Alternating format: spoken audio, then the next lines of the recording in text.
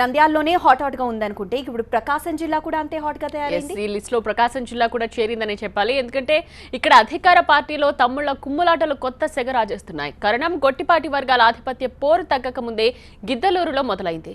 ఇది చిలికి చిలికి గాలివానగా మారి టీడీపీకి ఎదురుదెబ్బ తగిలింది.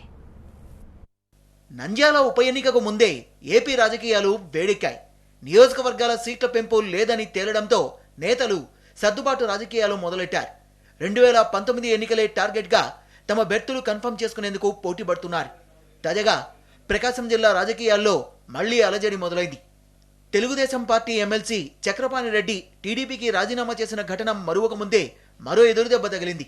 గిద్దలూరు మాజీ ఎమ్మెల్యే అన్నా రాంబాబు పార్టీకి రాజీనామా చేశారు. కార్యకర్తల సమావేశంలో ఆయన ఈ నిర్ణయాన్ని ప్రకటించారు. తన మెడలో పార్టీ కండువాను తీసి పక్కన పడేశారు.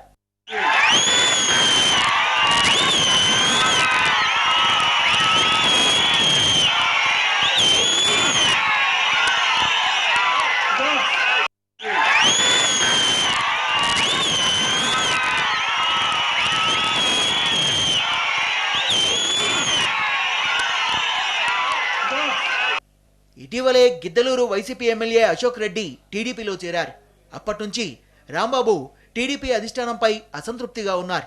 అశోక్ రెడ్డికి ప్రాధాన్యమిచ్చి తనకు అన్యాయం చేశారని రాంబాబు గత కొంతకాలంగా అసంతృప్తి స్వరం వినిపిస్తున్నారు. ఈ నేపథ్యంలో కార్యకర్తలు అనుచరులతో సమావేశమై రాజీనామా నిర్ణయాన్ని ప్రకటించారు. త్వరలోనే తన భవిష్యత్ కార్యాచరణ ప్రకటిస్తానని చెప్పారాయన. తెలుగుదేశం పార్టీకి రాజీనామా చేస్తా ఉన్నాను. అలాగే నేను ఏ పార్టీలో చేరడం లేదు. కార్యకర్తలకు అన్యాయం జరిగితే ప్రాణాలైనా ఇస్తాను, కాపాడుకుంటాను అని చెప్పేసి